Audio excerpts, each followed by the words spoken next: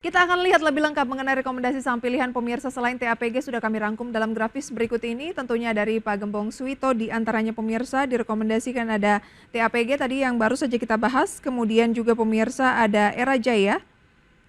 Selanjutnya ada SMRA dari properti dan juga ada BBRI dari perbankan dengan level-level yang dapat dicermati pemirsa. Targetnya di sisi kanan itu Era ada target di 480, kemudian SMRA di target 700, selanjutnya BBRI di 5.500.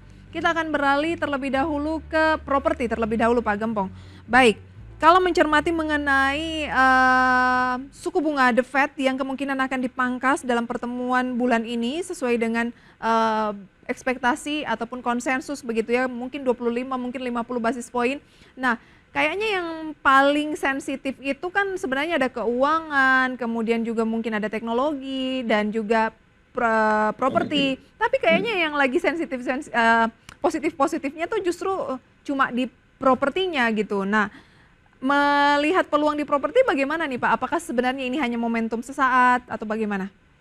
Oke, kalau kita bicara valuasi di properti sejak 4 tahun terakhir memang itu cenderung harganya itu turun, valuasinya cukup murah dan memang terjadi penurunan secara kinerja di sektor-sektor properti tersebut gitu kan. Ya, sejak ada pandemi, sebelum pandemi juga gitu. Nah, sekarang momentumnya. Kemarin kita sampaikan bahwa sejak 3 bulan kemarin sektor properti selalu menjadi pilihan kita, salah satu pilihan kita, witness-nya di sana. Kenapa? Karena memang ya tren depan ya, suku bunga ketika turun maka itu katalis positif untuk sektor properti. Jadi ya kalau kan kita beberapa kali diundang sama IDX Channel ya, bahwa di setiap rekomendasi kita selalu ada sektor atau emiten di sisi properti. Misalnya contoh P1 gitu dari 400 sekarang hampir mendekati 500 gitu kan. Terus sekarang SMRA kisaran di 600, SMRA itu 610 sampai 620, targetnya di 700.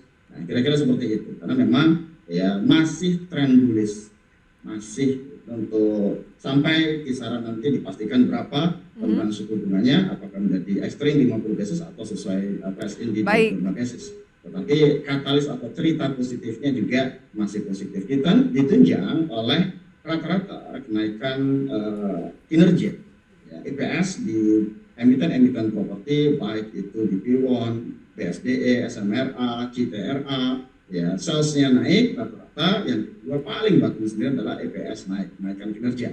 Dan ini ditopang oleh arah angin, ya suku bunga kemungkinan besar akan turun. Jadi itu menjadi katalis positif. Tinggal hati-hati karena memang di sektor properti kenaikannya itu sudah hampir kira-kira 2 bulan ya sejak kita rekomendasi. Jadi ya kalaupun ada koreksi ya sifatnya wajar, tapi arahnya masih sentimen positif. Arahnya masih sentimen positif. SMRA Anda targetkan di 700, itu artinya adalah di kisaran level tertinggi sepanjang tahun ini ya. Karena level tertingginya tuh diuji sempat di 695, tapi dari sekian banyak emiten lagi-lagi, emiten properti begitu ya. Mengapa SMRA?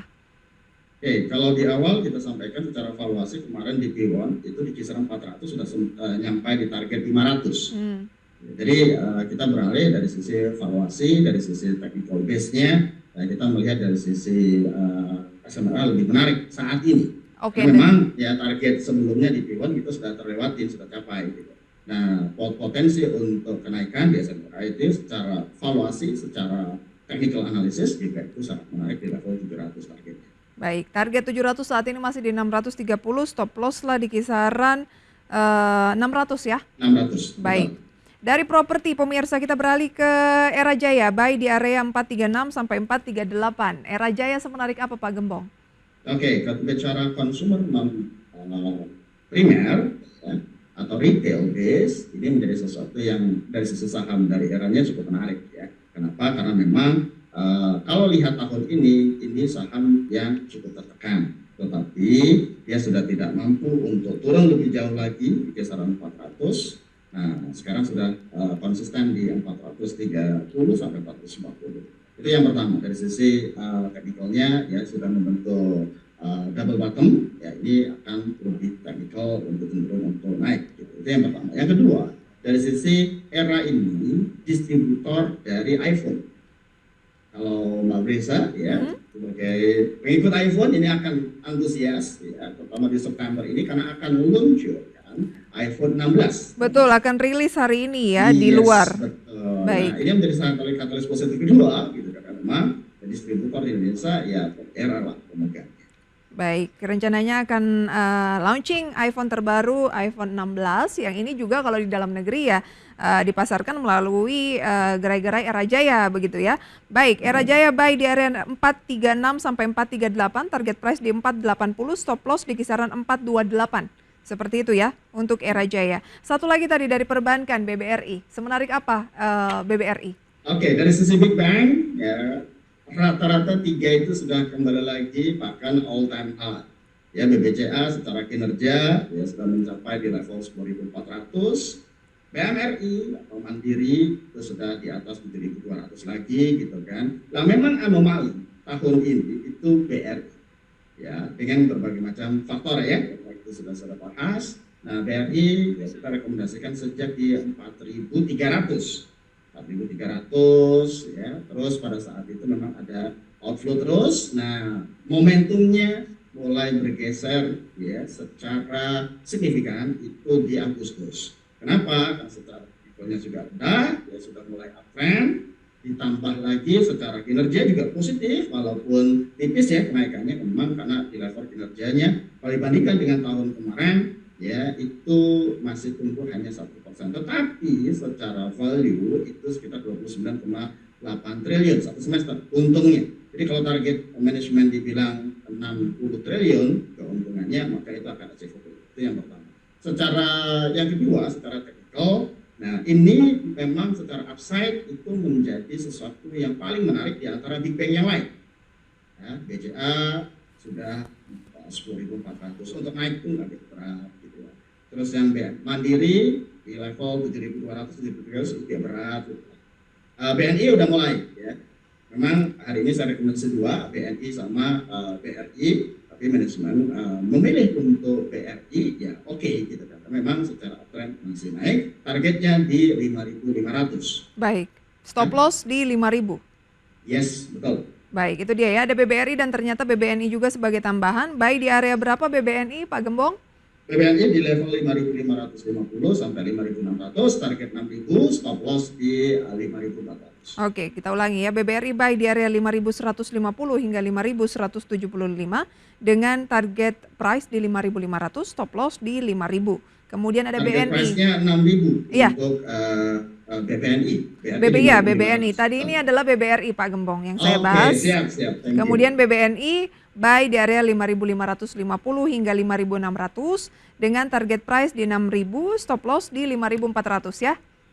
Betul. Kita lanjutkan Pak Gembong, update pembukaan perdagangan sudah menunjukkan pukul 9:03 ya Pak Gembong. Usai jeda pemirsa, saham-saham apa yang menopang kenaikan indeks harga saham gabungan? Apakah masih konglomerasi? Usai jeda, tetaplah di segmen Market Buzz. Terima kasih Anda kembali bersama kami pemirsa. Waktu menunjukkan pukul 9:06 waktu Indonesia Barat. Indeks harga saham gabungan masih bergerak di teritori positif, naik 0,17% saat ini, atau sekitar 10 poin dengan posisi 7.731. Adapun posisi tertinggi yang sempat diuji pada akhir pekan lalu pemirsa di 7.754.